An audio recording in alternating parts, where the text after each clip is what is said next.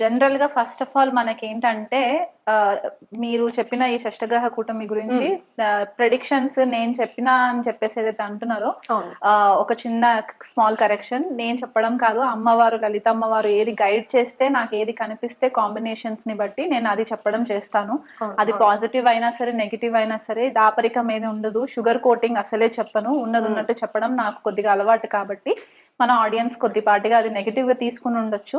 అది నేను చెప్పడం ఏంటి అంటే కొద్దిగా అలర్ట్ చేశాను. ఇలాంటి సిచ్యువేషన్స్ రావచ్చు, కొద్దిగా అప్రమత్తంగా ఉండండి అని చెప్పి. ఎందుకంటే మనం ఫైనాన్షియల్ స్కామ్స్ కూడా చూస్తున్నాం ఈ మధ్య. చాలా బెట్టింగ్ యాప్స్ బయటికి వచ్చాయి, చాలా వాళ్ళు బయటకి కూడా రావడం జరిగింది. సో ఇవన్నీ కూడా ప్రెడిక్షన్స్. నేను చెప్పేదానికంటే బదులు there is a divine power, అది గైడ్ చేస్తుంది కాబట్టి దాన్ని బట్టి చెప్పడం జరుగుతుంది. సో దట్ ఒక చిన్న క్లారిఫికేషన్. అండ్ ఇప్పుడు మీరు అడిగిన దానికోసము నరఘోష, నరదృష్టి ఇవి మనకి చాలా మేజర్ గా ఉంటాయి.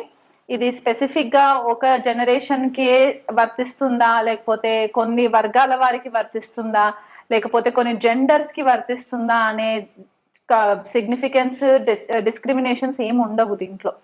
ఎందుకంటే నరఘోష అనేది గత కొన్ని సంవత్సరాలు యుగాల నుంచి వస్తున్న బాధ అన్నమాట. ఇది one of the negative energies కిందకే వస్తుంది ఖచ్చితంగా చెప్పాలి అంటే. సో ఇది ఎందువల్ల వస్తుంది అంటే మెయిన్ గా మనకి ఇక్కడ 3 గ్రహాలు కొద్దిగా కారణం అవుతాయి నరఘోష జరగడానికి. అన్నిటికంటే ప్రధానమైన గ్రహం ఏంటి అంటే శని గ్రహం మనకి కొద్దిపాటిగా ఎక్కువ డామినెన్స్ లోకి వస్తుంది అనమాట. శనిని మనకి లోభానికి అంటే గ్రీడ్ కి కారకుడు శని అన్నమాట. ఇప్పుడు నా దగ్గర ఉన్నది మీ దగ్గర లేదు, లేకపోతే మీ దగ్గర ఉన్నది నా దగ్గర లేదు, ఆ చిన్నది ఏదైనా సరే దాన్ని చూసి మనకి ఈర్ష్య, అసూయ, లోభము ఇలాంటివి రావడం అనేవి మనకి కొద్దిపాటిగా తెలుస్తూ ఉంటాయి. మనకు కొన్నిసార్లు ఏంటంటే ఇంటెన్షనల్ గా మనం ఎదుటి వాళ్ళని టార్గెట్ చేస్తాము, కొన్నిసార్లు అన్ఇంటెన్షనల్ గా అయిపోతూ ఉంటుంది. అంటే మన మనసులో ఏ కన్నింగ్నెస్ ఉండదు, బట్ స్టిల్ మనం మాట్లాడే పద ప్రయోగం వల్ల కొన్నిసార్లు అది ఇబ్బంది పెట్టేలాగా కూడా ఉంటది. అంటే ఎలాంటి పవర్స్ లేని వ్యక్తులన్నా సరే మనకు అది తగులొచ్చు. కొన్నిసార్లు మన టైం బాగోలేకపోతే మనం బ్లేమ్ చేయలేము. కొన్ని గ్రహాల పరిస్థితులు, దశ అంతర్దశలు, ఇప్పుడు నేను చెప్పే గ్రహాల కాంబినేషన్స్ ఉండి ఆ దశ అంతర్దశలు వచ్చినప్పుడు అది కొద్దిపాటిగా ఎఫెక్ట్ అయ్యే ఛాన్సెస్ ఉంటాయి. సో ఫస్ట్ గ్రహం వచ్చేసి మనకి శని మెయిన్ కారకుడు అవుతారు అనమాట. అండ్ అందుకనే చూస్తే మనకి కింది స్థాయిలో ఉండే వాళ్ళు, పని వాళ్ళు ఎవరైతే ఉంటారంటే మనకి వర్క్ చేసే వాళ్ళు అవ్వచ్చు, లేకపోతే మన ఇంట్లో మేడ్స్ హెల్పర్స్ అవ్వచ్చు, లేకపోతే మనకి వర్క్ చేసే కార్ డ్రైవర్స్ అవ్వచ్చు, వీళ్ళందరినీ కూడా మాస్టర్స్ ఎవరైతే ఉంటారో మనం సాటర్న్ తో రిప్రజెంట్ చేస్తాం అన్నమాట. సో జనరల్లీ ఇప్పుడు మనం ఒక లగ్జూరియస్ లైఫ్ లీడ్ చేస్తున్నాం అనుకోండి, మనకి ఇంత స్థాయి వాళ్ళకి కొద్దిగా వాళ్ళకు కూడా ఆశ అనేది ఉంటుంది, నేను ఎందుకు వీళ్ళలాగా లైఫ్ లీడ్ చేయలేకపోతున్నాను అనేది ఎక్కడో ఒక దగ్గర వాళ్ళకి ఆ గ్రీడీనెస్ అనేది వచ్చేస్తుంది, ఈర్ష, జెలసీ అనేది వస్తూ ఉంటుంది. కాబట్టి దానివల్ల మనకి ఇక్కడ సాటర్న్ తో కనెక్ట్ చేయొచ్చు అనమాట.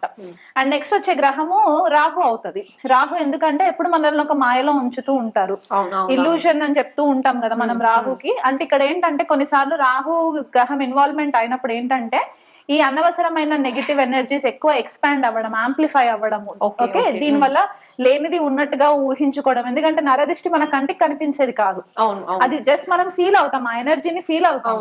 సో నెగిటివ్ ఎనర్జీస్ అన్ని కూడా రాహు కిందికి వస్తాయి కాబట్టి ఆ మాలిఫిక్ ఎఫెక్ట్స్ ఎప్పుడైతే ఉంటుందో దాని వల్ల మనకి కొద్దిగా ఎఫెక్ట్ అయ్యే ఛాన్సెస్.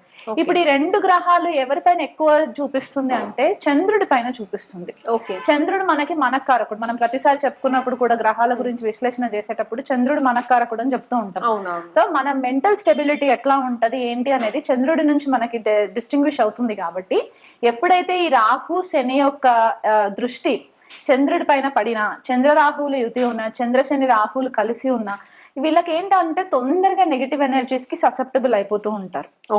సో ఇక్కడ చంద్రుడు మనకారకుడు కాబట్టి ఆ మైండ్ డిస్టర్బెన్స్ అయిపోవడము, సడన్ గా డ్రైన్ అయిపోవడము. అంటే కొంతమంది ఏంటంటే ఐసోలేటెడ్ గా ఉండడానికి ఇష్టపడుతూ ఉంటారు. సడన్ గా వాళ్ళు ఎక్కడైనా నలుగుట్లోకి వెళ్ళారనుకోండి, డిఫరెంట్ పీపుల్ కి డిఫరెంట్ ఆరాస్ ఉంటాయి. ఆ ఆరా వల్ల వీళ్ళు ఒక స్థాయిలో ఉన్నప్పుడు ఆ ఆరా ఫ్రీక్వెన్సీ వల్ల కూడా వీళ్ళకి కొద్దిపాటిగా డిస్టర్బెన్సెస్, అంటే ఆ ఎనర్జీస్ ని వీళ్ళు హ్యాండిల్ చేయలేరు అనమాట. సో దాని వల్ల కూడా కొద్దిపాటిగా డిస్టర్బెన్సెస్ అయ్యే ఛాన్సెస్ ఉంటాయి. సో అందుకే మనము జనరల్ గా ఏం చెప్తూ ఉంటామంటే నెగిటివ్ ఎనర్జీస్ నుంచి మనకి అది కాంబినేషన్స్ ఉన్నా లేకపోయినా కొన్నిసార్లు ఏమవుతుందంటే మనకి తెలీదు, మనకి నెగిటివ్ ఎనర్జీస్ ఎఫెక్ట్ అవుతున్నాయా లేదా అనేది తెలియదు. కొంతమందికి ఏంటంటే ఇమ్మీడియట్ గా చూపిస్తుంది, కొంతమందికి 2 days తర్వాత చూపిస్తుంది, కొంతమందికి 1 week తర్వాత చూపిస్తుంది. మనము ఎవరి వల్ల నరఘోష తగిలింది అని మనం చెప్పడానికి కూడా లేదు కదా. సో అలాంటప్పుడు ఏం చెప్తామంటే జనరల్ గా మీరు ఏదైనా ఇష్టదేవత మంత్రం తీసుకొని మీరు సాధన చేసుకుంటూ ఉండండి. దాన్ని బట్టి మీకు కొద్దిగా ఆరా పెరుగుతూ ఉంటుంది, మీ ఫ్రీక్వెన్సీ చేంజ్ అవుతుంటుంది. మీరు ఫ్రీక్వెన్సీ చేంజ్ అయినప్పుడు మీకంటూ లైకబుల్ అంటే మీ ఫ్రీక్వెన్సీ లెవెల్లో ఉన్న వాళ్ళతోటి మీకు పరిచయాలు ఏర్పడడం, వాళ్ళతోటి ట్రావెల్ చేయడం, ఇలా జరుగుతున్నప్పుడు ఏంటంటే మీకు టాక్సిక్, మనకి ఎవరైతే టాక్సిక్ ఉంటారో, మనల్ని చూస్తే ఈర్షపడే వాళ్ళు ఉంటారో వాళ్ళందరూ కట్ అయిపోతూ ఉంటారు అనమాట. సో ఇలా మనము చూసుకోవాలి. సో ఈ శని రాహు మెయిన్ ప్లానెట్స్ అవుతారు. దానికి తోడు ఇక్కడ చంద్రుడు ఎప్పుడైతే మనకి కొద్దిపాటిగా అఫ్లిక్ట్ అయినప్పుడు ఈ కాంబినేషన్స్ ఉంటాయి.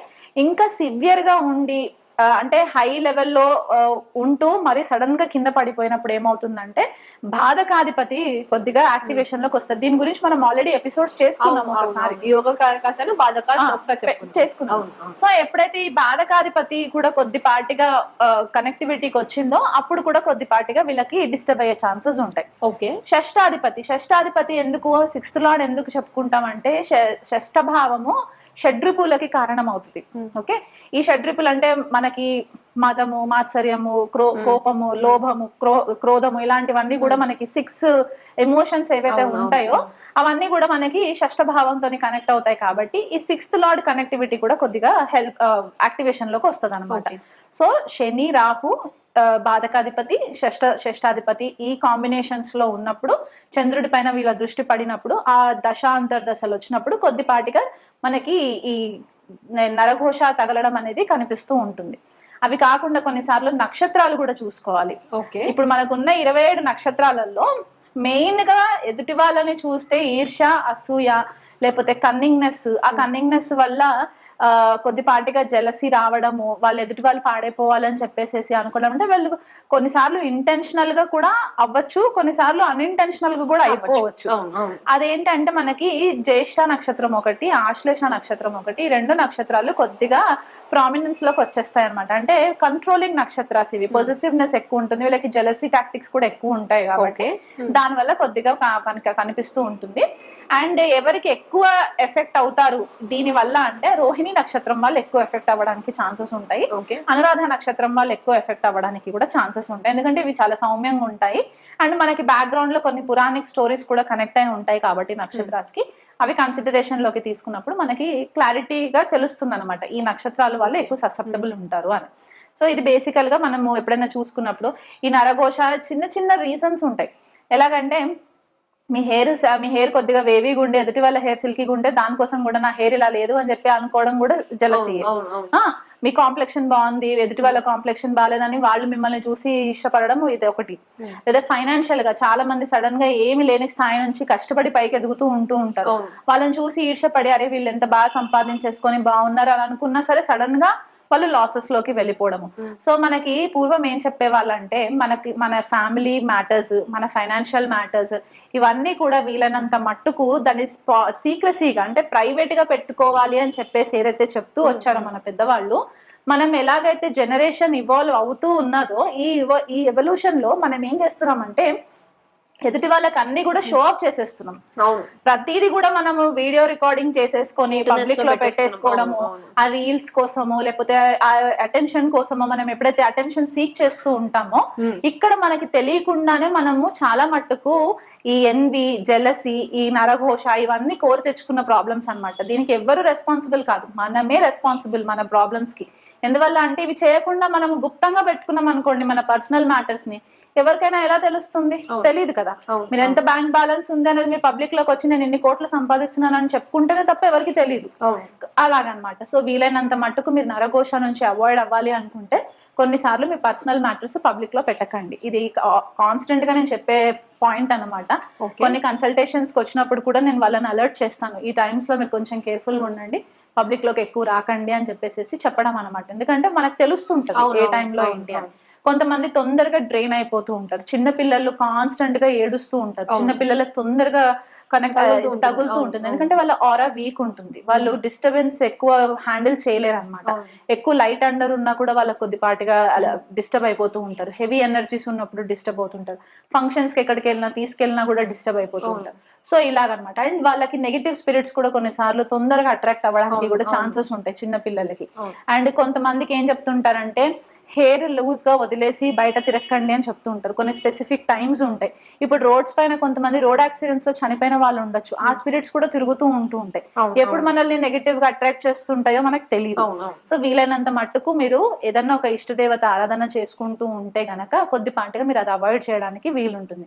ఎందుకంటే ఈ నరఘోష ఎప్పుడైతే తగులుతుందో ఫ్యామిలీలో ఉండి ఉండి డిస్టర్బెన్సెస్ రావడము, భార్యాభర్తల మధ్య గొడవలు వచ్చేసి తీవ్ర స్థాయిలో వెళ్ళిపోయి విడిపోయేలాగా అవ్వడము, లేదా తండ్రి కొడుకులకి బిజినెస్ లో పడకపోవడము, దానివల్ల ఇబ్బందులు రావడము, థర్డ్ పార్టీ పర్సన్స్ ఇన్వాల్వ్ అయ్యి ఫాదర్ కి సన్ కి బిజినెస్ లో చిచ్చులు పెట్టేయడం, ఇవన్నీ వల్ల దీని వల్ల జరుగుతాయి. కాబట్టి కొంచెం మనం అవాయిడ్ చేసుకుంటే మంచిది.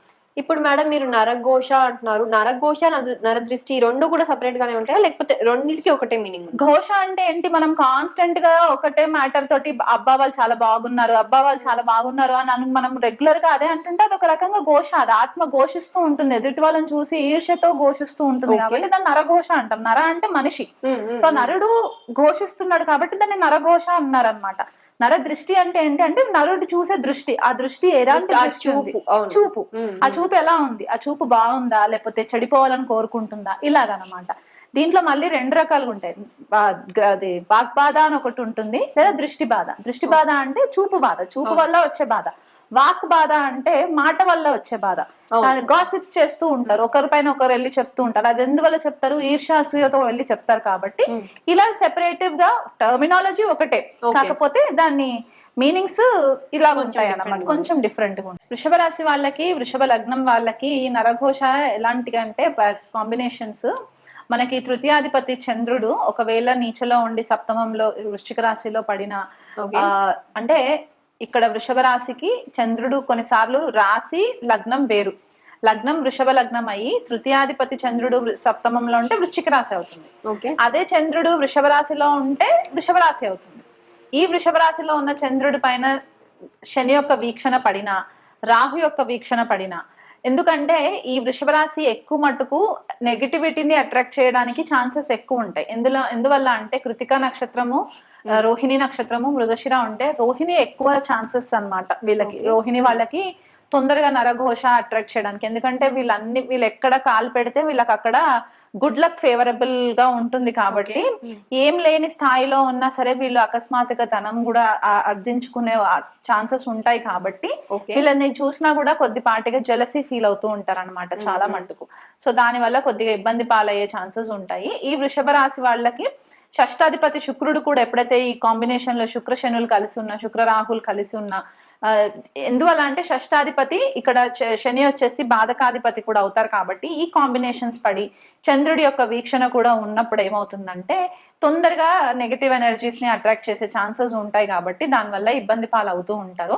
జనరల్ గా ఈ నెగటివ్ ఎనర్జీస్ ఉన్నప్పుడు ఏంటంటే మీరు వృషభ రాశి వాళ్ళకి వీళ్ళు ఉండే గృహ వాతావరణంలో చాలా మెంటల్ పీస్ ఉండాలని కోరుకుంటారు. కాబట్టి మీకు ఏమాత్రం ఇంట్లో డిస్టర్బెన్సెస్ ఉంటే గనక వీలైనంత మట్టుకు ప్రతి రోజు కూడా కళ్ళుప్పు తోటి ఇల్లు క్లీనింగ్ చేసుకోవడము, ఫ్లోర్ వాటర్ పైన వేసేసి క్లీన్ చేసుకోవడము, బాత్రూమ్స్ క్లీన్ గా పెట్టుకోవడము రెగ్యులర్ గా. బాత్రూమ్స్ లో కూడా ఒక బౌల్లో కళ్ళుప్పు వేసేసి ఒక 2-3 లవంగాలు వేసేసి అమావాస్య రోజు పెట్టుకొని మళ్ళీ అది పౌర్ణమికి క్లీన్ చేసేసుకొని మళ్ళీ పౌర్ణమిలో మళ్ళీ ఫ్రెష్ గా పెట్టుకోవడము. ఇలా ఎవ్రీ 15 days కి ఒకసారి కళ్ళుప్పు బాత్రూమ్స్ లో ఉన్న క్లీన్ చేసేసుకొని పెట్టుకోవడం వల్ల కూడా కొద్దిపాటిగా నెగిటివ్ ఎనర్జీస్ ని అవాయిడ్ చేయడానికి హెల్ప్ అవుతుంది. లక్ష్మీదేవి ఆరాధన రెగ్యులర్ గా చేసుకోవడము. లక్ష్మీదేవి కంటే ఇంకా మేము లక్ష్మీదేవి ఆరాధన కంటే కూడా దుర్గాదేవి ఆరాధన చేసుకుంటాం అనుకున్నా కూడా ఇబ్బంది ఏం లేదు. దుర్గా సప్తశతి పారాయణం చేసుకోవడము, అరగల స్తోత్రం పారాయణం చేసుకోవడము శత్రునాశనం కోసము, అండ్ పంచముఖ ఆంజనేయ స్వామి పూజ చేసుకోవడము రెగ్యులర్ గా. ఓకే, ఆ అంతర్దశలు వచ్చినప్పుడు ఇంకా ఫేవరబుల్ గా ఉండాలి అని అనుకుంటే గనక మీకు దగ్గరలో ఉన్న ఆలయంలో ప్రతి మంగళవారము ఆంజనేయ స్వామికి ఆకు పూజ చేయించుకున్నా కూడా బాగుంటుంది. అండ్ అదే విధిగా హనుమాన్ చాలీసా రెగ్యులర్ గా పారాయణం చేయడం ఉదయం సాయంత్రం రెగ్యులర్ గా చేసుకున్నప్పుడైతే కూడా మీకు కొద్దిపాటిగా ఆ మనోధైర్యం రావడము, ఈ శత్రువు పైన విజయం సాధించడము, నరఘోషకి దూరంగా ఉండడానికి కూడా మీకు హెల్ప్ అవుతుంది.